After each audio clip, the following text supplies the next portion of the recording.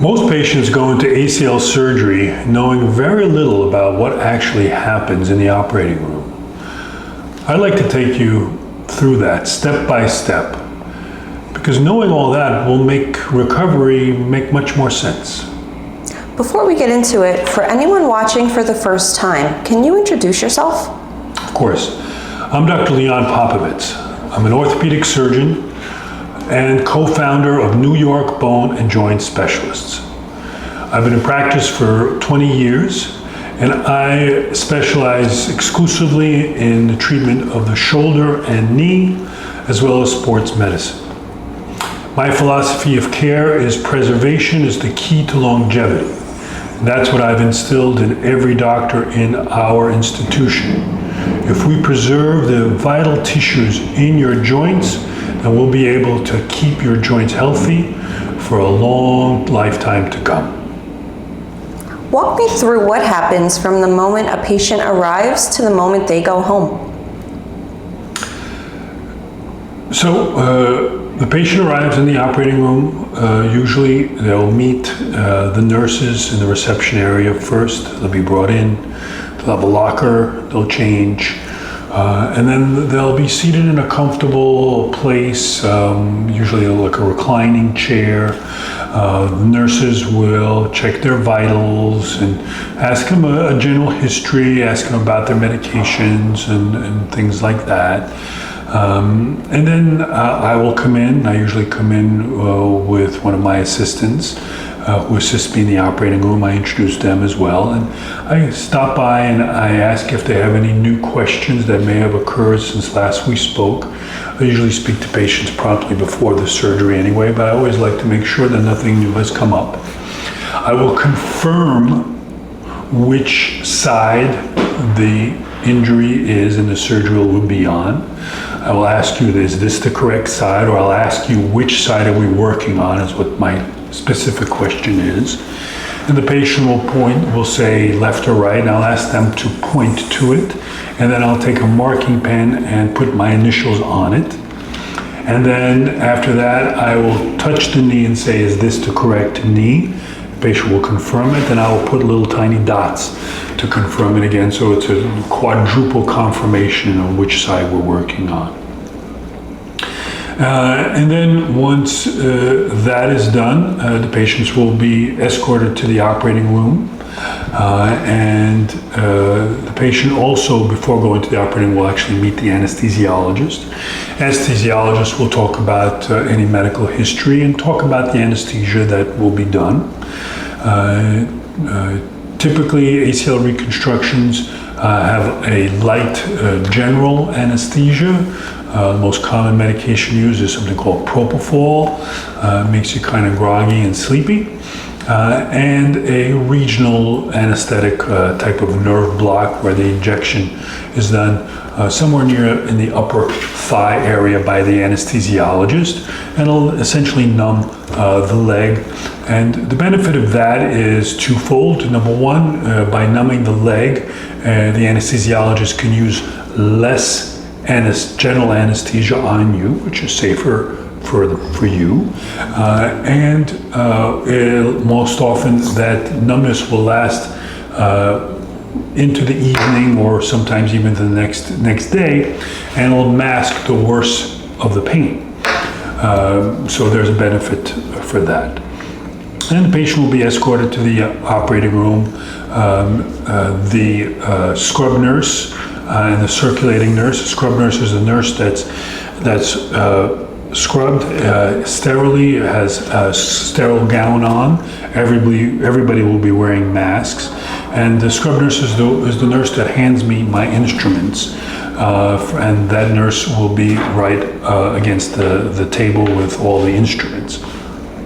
There's a circulating nurse, is the one that usually will bring you to the operating room and escort you onto the operative table. The scrub nurse does not scrub into sterile clothing. He or she is there to escort the patient, but also provide any additional instruments that might be needed, or handle other instruments that are not in the sterile field.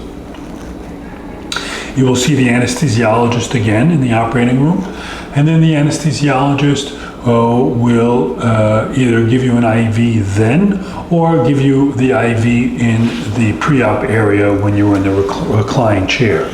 The IV is intravenous is like a blood test. It's really the same thing. It feels the same, but they leave a tiny little plastic catheter in, and that's to allow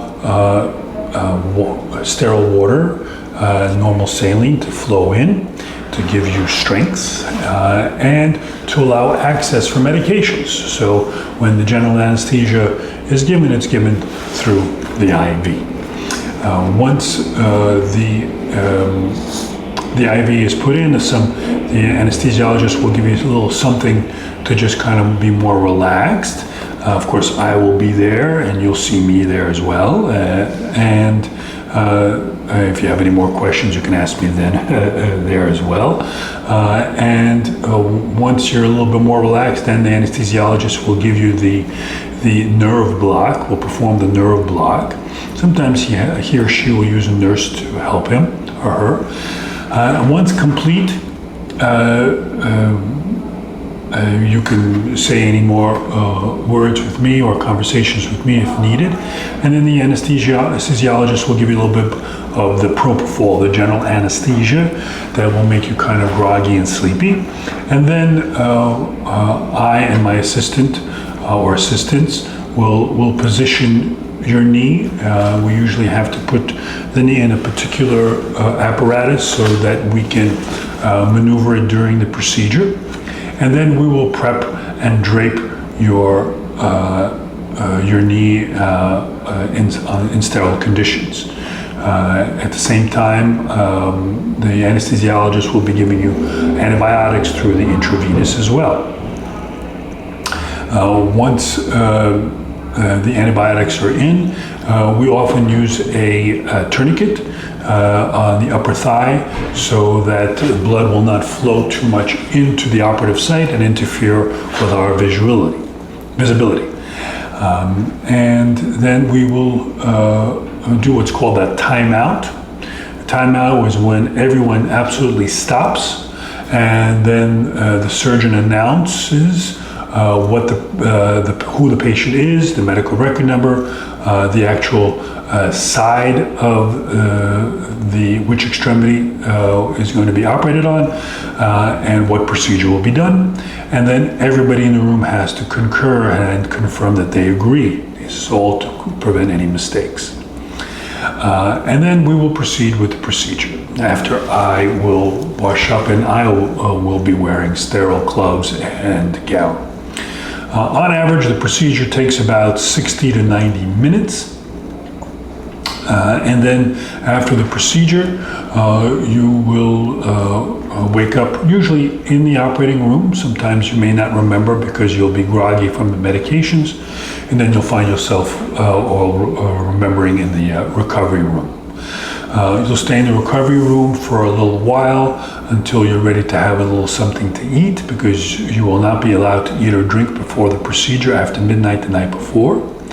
And then once you have some little something to eat, they'll allow you to get up, and then they'll show you how to use your brace and your crutches before you leave. They'll show you how to go up and down a couple of steps if you need, and essentially to ambulate. I will see you in the recovery room, tell you how things went, and answer any more questions that you might have, and then you will go home and see me a week later. What is the patient actually experiencing? Are they awake? Typically, no. Theoretically, you can be awake if you only have the nerve block, but no. Most patients are having a light general and kind of groggy in a sleepy state. What do you say to a patient the morning of surgery when they're scared? I tell them what I tell all my patients: I'm going to take very good care of you, and it's the truth. It's the reality. I've dedicated my whole life to this, and that's what I do. What does a patient need to bring or prepare the night before?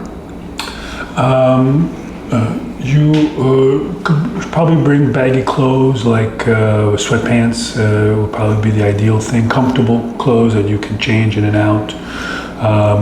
If sometimes people get their brace at home at the office before they come to the operating room, so they should bring their brace. If they're unsure of the medications they take, they may want to bring their medications or bring a list of their medications. And typically someone needs to bring you home. So either you could use a friend or a family member, and if that's not available, sometimes the hospital or surgery center could arrange for that as well. You mentioned a nerve block. What is that and when do you use it?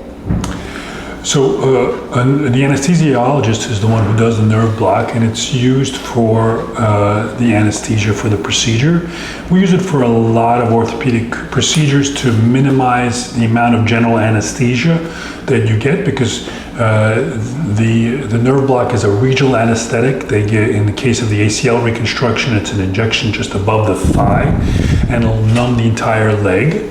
And you go home. So during the procedure, we won't need as much general anesthesia, so you won't feel anything.